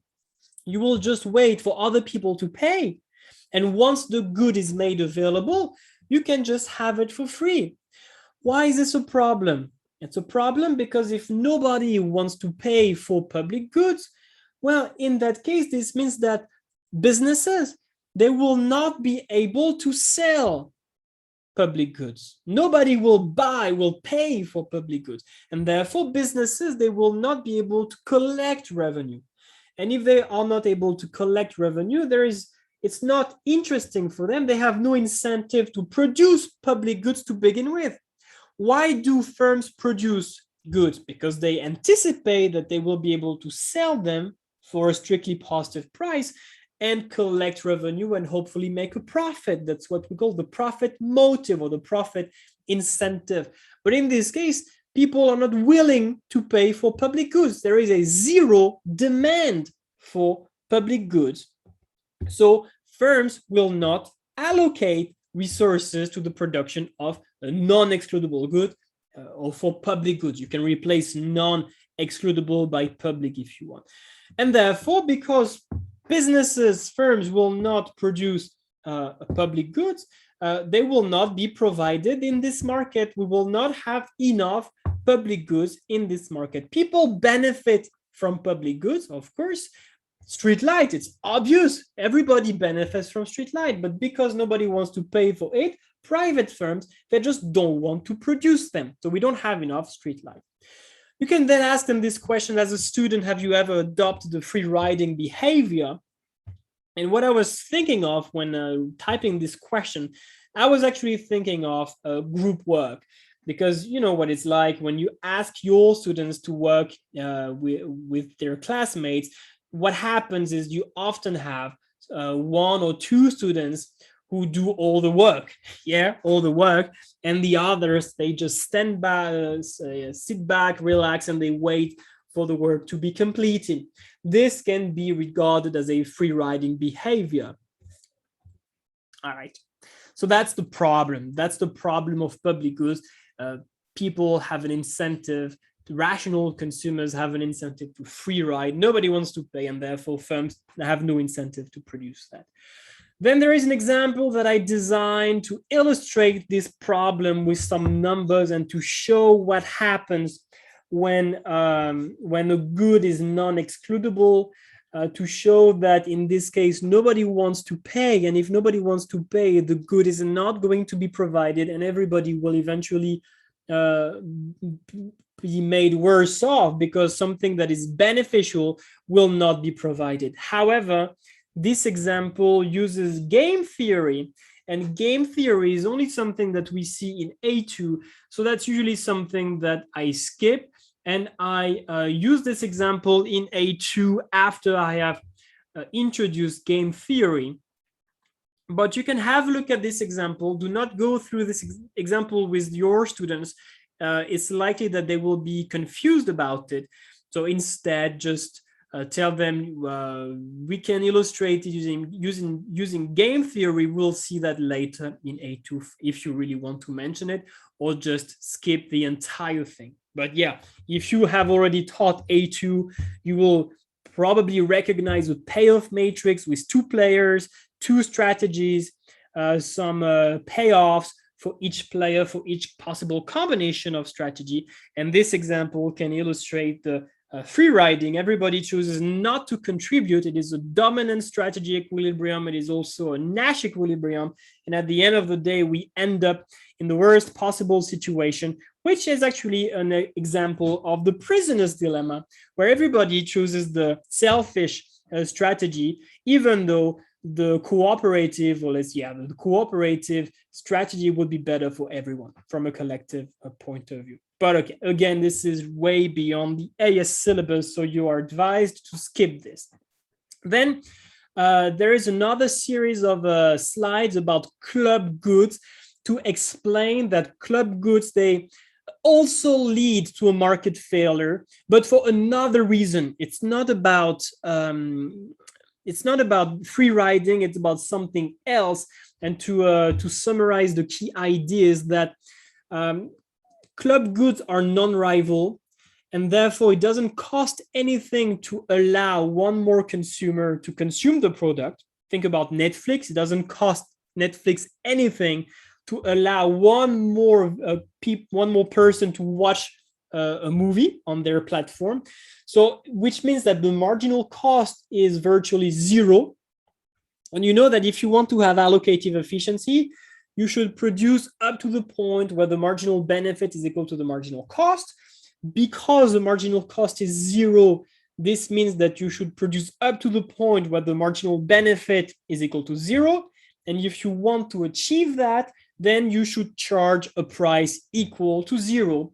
But in practice, of course, private companies, they can't do that, because otherwise they would not be able to collect revenue, and they would not be able to cover their fixed costs of production. And therefore, what they do instead is that they charge a strictly positive price. But in that case, the quantity that is going to be traded is going to be inefficiently low, and there will be a deadweight loss. But you probably realize that what I just explained is too advanced for AS students, especially that early in the year. So again, you are advised to skip all of it. But it's interesting to know that, yes, non-rival goods suffer from another type of inefficiency. If you are interested in understanding why, feel free to have a look at the PPTs. And if you have any questions, talk to me. Okay, but yeah, your students don't need that.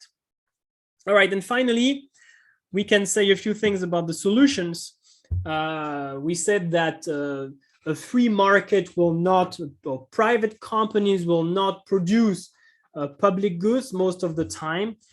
So what can we do? We can briefly talk about the solutions, the non-market solutions for providing public goods. Again, don't spend too much time on this, but you can outline the main solution, and we will go back to this in the chapter on government microeconomic intervention. But you could say that first, public goods can be supplied through voluntary contributions, where people choose to donate. Okay, there is no price, but they choose to finance the provision of public goods, such as public radio, scientific research. It is one possibility. Another possibility could be for private companies to produce public goods, to provide them for free, but then to use these public goods to make money in an indirect way. So think about a private company who produces a TV program. Of course, a TV program on a public TV channel is not going to allow this company to make any money directly. Okay, people do not directly pay in a free market to watch this TV program.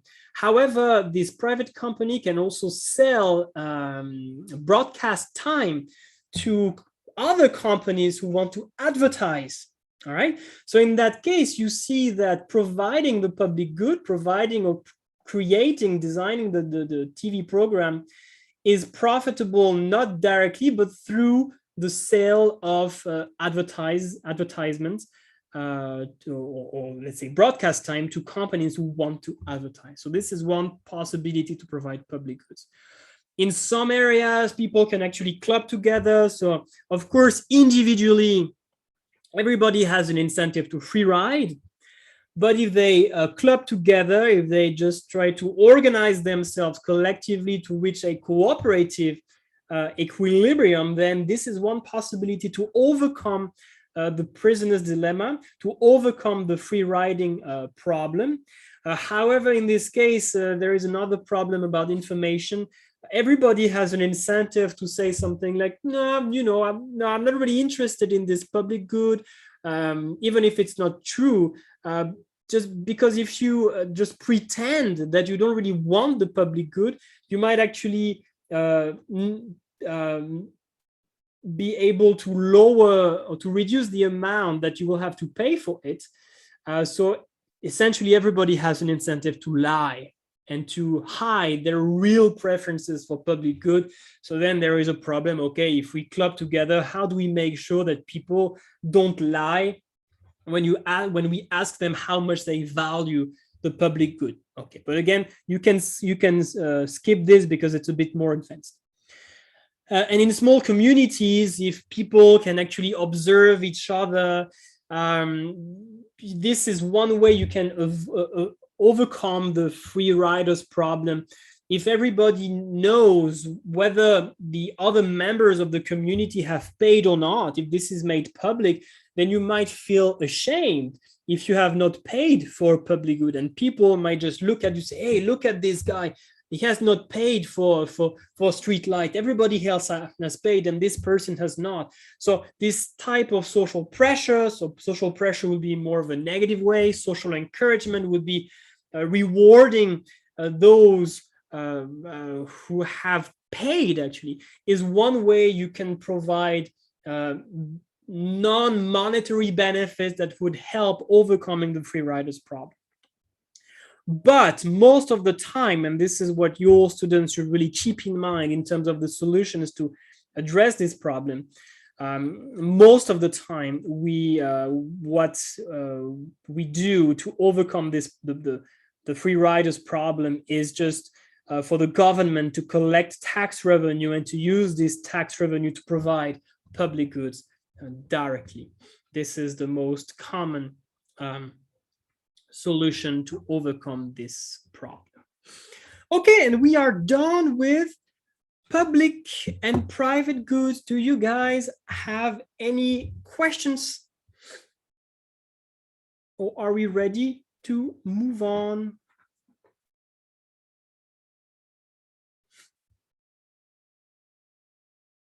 Questions?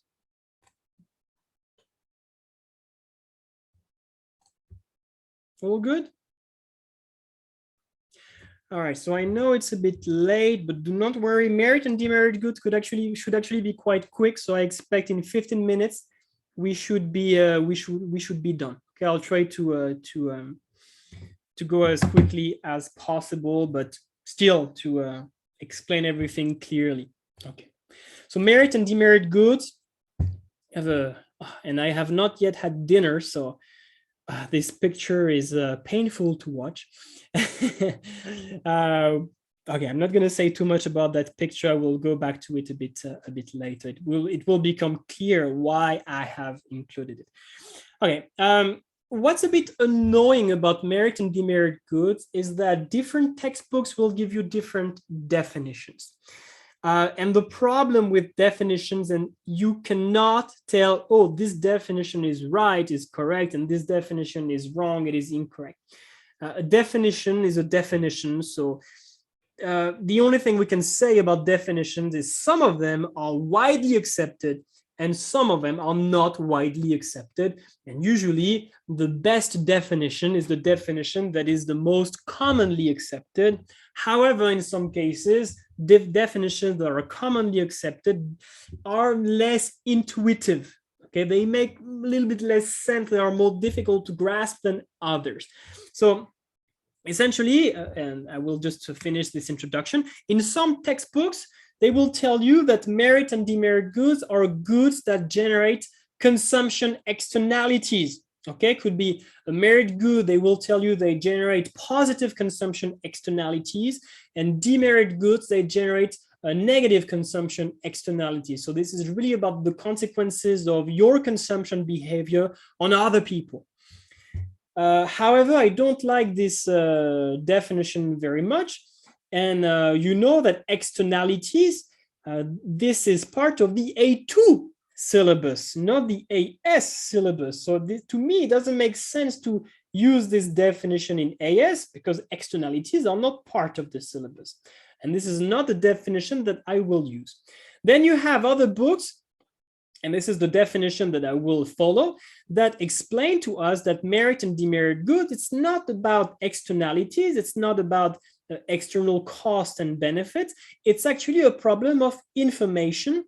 It's about consumers not being fully aware about the consequences of their consumption decisions on themselves.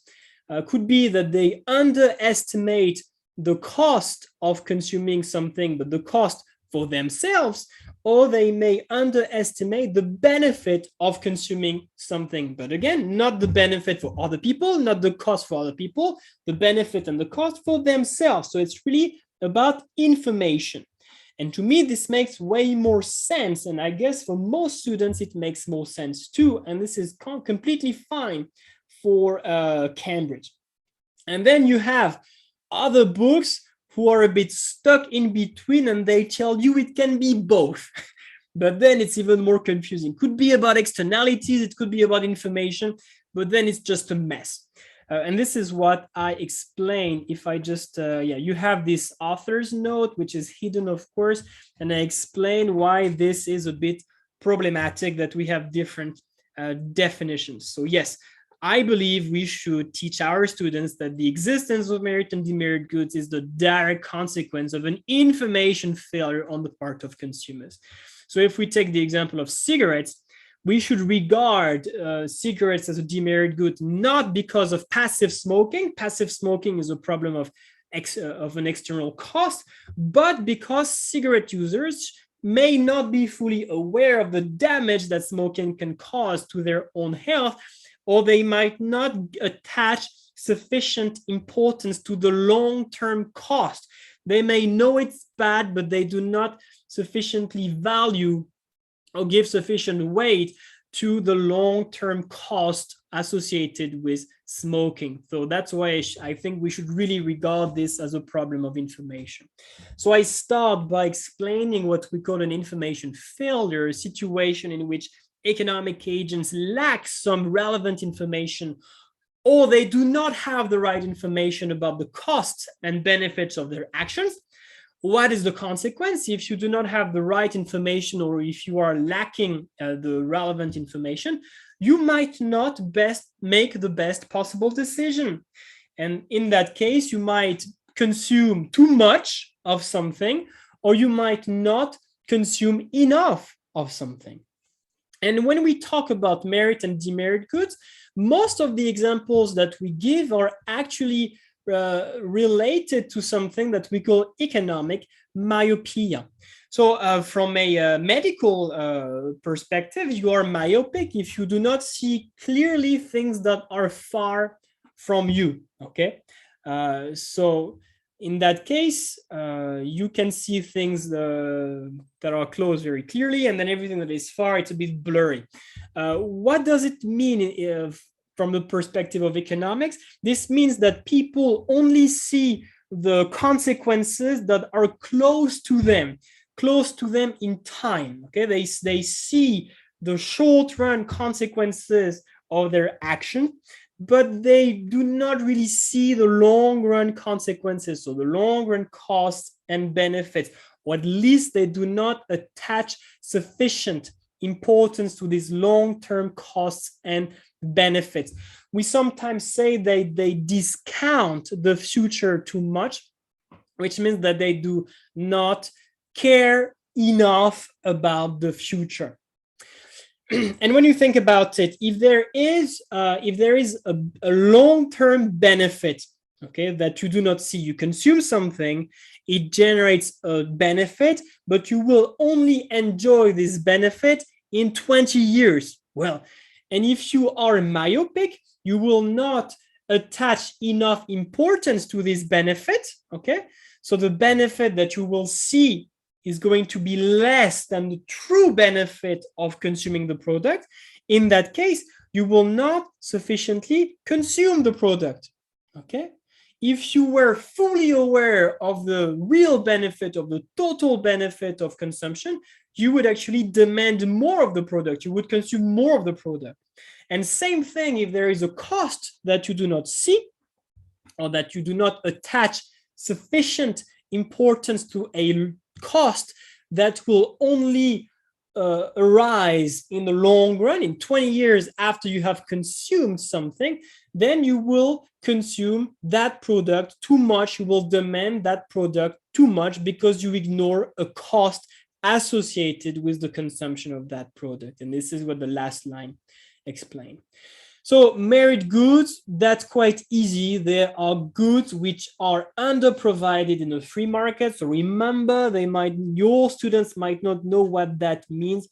This essentially means that buyers and sellers, or essentially firms, will not produce enough merit goods simply because consumers, they don't want to buy enough of them because they do not see the true benefit of that product. They are not aware of the full benefit associated with the consumption of the product, which means that the true benefit is greater than the perceived benefit. So the perceived benefit is the benefit that consumers see, the benefit that consumers take into account when making their consumption decision, the benefit that consumers are aware of. All right.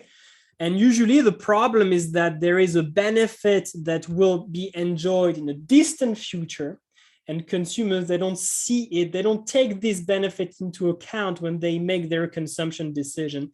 We sometimes call that the unforeseen benefit, the benefit that they do not see. And the typical examples that we use are education, insurance, physical exercise. Education is an easy example to explain. Going to school is not very fun today, but it will provide a lot of benefits in the long run. Could be, for example, that in 15 years or in 10 years, once you are done with university, you will be able to get better job opportunities. All right. So this is a benefit, but when you are 16 years old, a benefit that will only arise in 10 years or 15 years, you might not fully take it into account when making your consumption decision. Same thing for physical exercise. When you run on a treadmill, you suffer, right? It's pure pain. So the cost, you can experience it right away, but the benefit, you will only experience it in the future, and could be in the distant future. And if you do not take all of this benefit into account, you might not go to the gym enough. Okay. So then you have the diagram, but you should not go through that with your students because they have not yet studied supply demand. So this is too advanced at that stage. So just say, we will see, just tell them, we will see later how we can use diagrams to represent the fact that people do not buy enough merit goods, and which leads to an under provision in the market. That's it. And then you can simply say, okay, and we have the opposite problem with demerit goods. The free market will produce too much and people will consume too much demerit goods, simply because this is a good that is worse than consumers realize. So the true benefit is less than the perceived benefit. People believe that the product is great, but this is because there is a cost that they do not see. They are not fully aware of the cost that is associated with consuming that product. And as a result, the true benefit is less and they consume too much. There is an unforeseen cost, a cost they do not see, that they do not take into account when deciding how much to buy, simply because this is a cost that will arise in a distant future, and they may discount the future too much. They might suffer from economic myopia, where they do not see this cost clearly. Could be junk food. Of course, junk food is tasty, so we can experience the benefit immediately, but in the long run, this can damage our health. Same thing for alcohol, same thing for tobacco. We enjoy the benefit right away, but we will only incur the cost in the long run. Same thing, there is a diagram that can represent the issue of demerit goods, but you should skip it because this is too advanced for your students. You can outline what we can do to fix the problem of merit or demerit goods, but again, just don't give any details, because this is something that is going to be addressed in more detail in the chapter 3, government microeconomic intervention. So just tell them that, hey, look, there are several policy instruments that can be used to make things better, to make the market more efficient, to make sure that people buy the right quantity of merit and demerit goods. We will talk about these various instruments later. And you should mention this keyword because it is an important one: paternalism, where the government tries to modify things or to modify the behavior of people because the government believes that it is in the best interest of those consumers, even if it goes against what consumers initially want to do, right? So there is like a conflict between what the government wants for the people and what the people want for themselves, all right? The idea is that paternalism, like if the government is a father for the people, fathers know better than children, and they sometimes implement some rules children are very unhappy about, but fathers or parents, okay, but pater means father, parents believe that this is in the best interest of the children, even if unfortunately the children tend to disagree. All right, and finally, and this is the last slide, which I actually don't really know, and you can choose whether or not to go through that with you, to talk about that to your students. It is in some textbooks, but not all. I personally don't recall any question in an MCQ or even data response or essay where knowledge of moral hazard and adverse selection is required. So I usually skip it. But if you want to say a few words about that, you may. So very briefly, what's the idea? It's again some problems that are caused by information failure. Problems in the sense inefficiency, situations where the resources will not be allocated in the best possible way, when people will not make the best possible decision because of an information failure. Moral hazard is a simple idea which is about taking risk if you do not bear the consequences. If you do not bear the consequences or the full consequences of your actions, and especially when you take risks, then you will be more likely to make risky decisions. Okay, so example, I make a dangerous trek after I have taken out an accident insurance. That's what we call moral hazard. Adverse selection, it's a bit different. It's the idea that sometimes you have different types of economic agents, different types of goods, different types of resources, but usually the buyers, they don't really know whether the good is a high quality one or low quality one. It could be when you want to buy a car, you don't know if the car, if it's a second-hand car, you don't know if it's a car that is in a good condition or in bad condition. If you are a school, you want to hire a teacher, but it's difficult to tell if this teacher is good or bad, things like that. So you have different qualities of goods or workers. And the problem is that because of that, and because you might only have one price for the two different types of workers, for the different types of goods, at the end of the day, only the bad quality is going to be traded. And well, that's clearly inefficient. It's always difficult to summarize adverse selection and moral hazard in just one sentence. And I actually believe that this is a bit too advanced for AS students. And since this has, to my knowledge or to my, well, according to my memory, never really been tested, I usually skip it.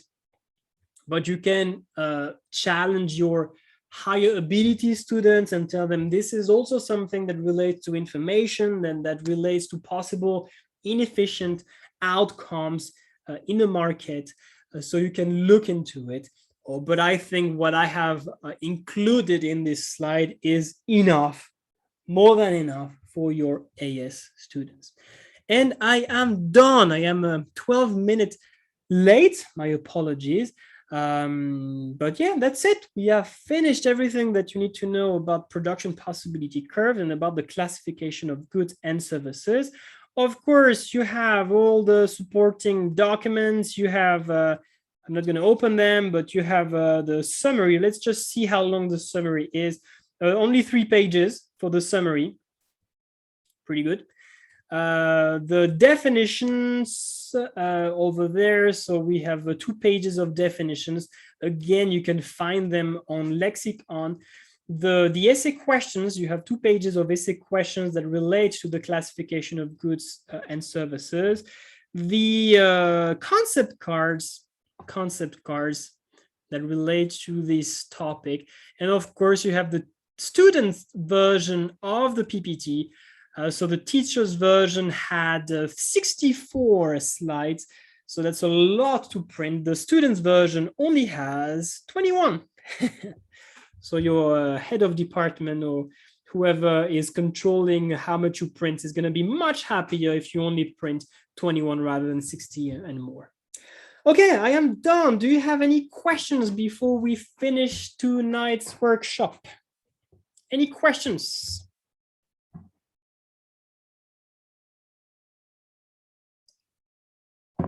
Are we good? I hope it was useful, and I hope that all your questions have been answered. So just as a reminder, so next week for A2, the A2 workshop next Tuesday will go through consumer equilibrium. Very, very important, very big module. And for AS, we will talk about money, and we will talk about the supply and demand for AS. So that's going to be next Wednesday. So if you have not yet registered for next week's workshops, and if you are interested in any of these topics, make sure that you sign up sufficiently in advance. And as always, if you have questions, feel free to send me a message even after this workshop time, and I will be happy to answer and to help you in any way I can. No questions? Are we all good? Okay. All right. Then let's stop here for tonight. I wish everyone a great evening. Enjoy the rest of the week. I guess for most of you, your students will be back at school next week. So I wish everyone a great reunion with your former students, the students you already taught last year. And I hope that meeting new students is going to be exciting for everyone. And see you next week for the next workshops. Have a nice evening. Talk to you soon. Bye-bye.